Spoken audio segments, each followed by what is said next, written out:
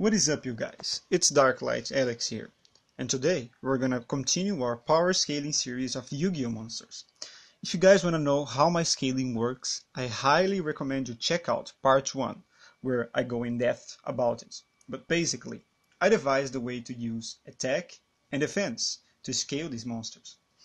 In the last part, I stopped at around 1700 attack, where I scaled monsters to be at most multi-city block level. I did pointed out that it was hard scaling the mid-thousands, because there wasn't feats I was able to find in flavor texts.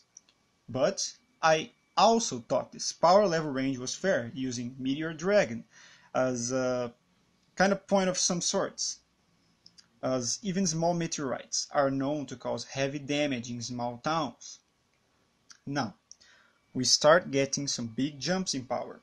Again, having a lack of information on monsters from 1900 to 2200 attack makes this range hard to scale.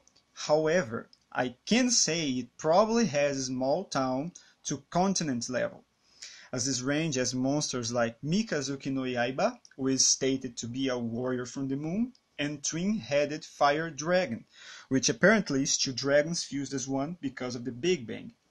Oh, kinda not something calculable, but not dying from the Big Bang seems impressive for me. My assumptions here might be out of reach, but considering the next monsters, I think it fits reasonably well. Moving forward, there is two monsters that have 2300 attack that I like to point out and discuss.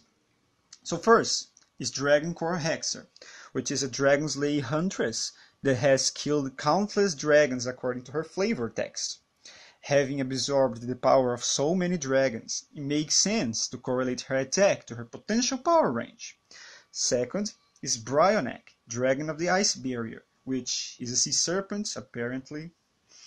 Well, Bryonek is said to be one of the 3 legendary dragons in the Dual Terminal storyline. So powerful that they have been sealed for just fear of destroying the world. Bryonek is the apparent younger and probably weaker of the brothers, but comparable to the others in power nonetheless.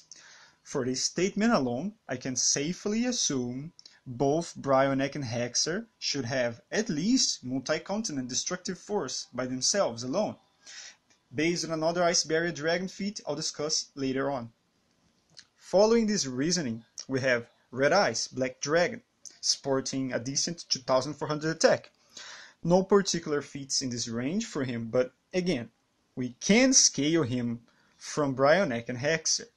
Same can be said for the 2500 attack range, which includes the second Ice Barrier Dragon, Gungnir, and the iconic monsters, Dark Magician, Summoned Skull, Elemental Hero Neos, and at the time of this recording, the banned Firewall Dragon. All should be approaching the moon level range, and should be well above multi-continental in power.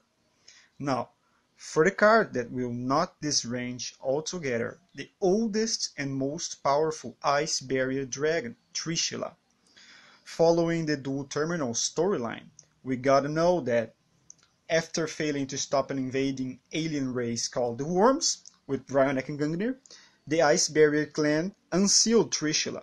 However, they were unable to control her, and she proceeded to then freeze the entire planet, even going as far as stopping time in the process. This feat would be considered only multi-continent level normally, but as she did it casually, and probably is more powerful than that, I can comfortably put her in the planet level to Dwarf Star level range. And I can actually justify this scaling with the last monster I'll discuss today. That monster being number 9, Dyson Sphere. Dyson Sphere is actually just that, a freaking Dyson Sphere. Well, some of you guys might be confused with what this is, so I'll just give you a brief explanation for you guys. So a Dyson Sphere is a construct made around a star for basically energy collecting purposes. at its full potential using the star as an energy producer. As the card itself sports 2,800 attack and 3,000 defense, it is, by sheer size alone, at very least a dwarf star level monster.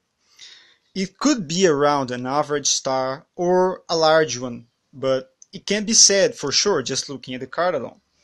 So, just to be safe, lowballing, it's a dwarf to average star size level. And that's about it for today, guys. So be sure to please leave a like and subscribe for more content like this. Please leave a comment down below just talking about what do you think of my ideas. And see you guys in the final part. Bye bye.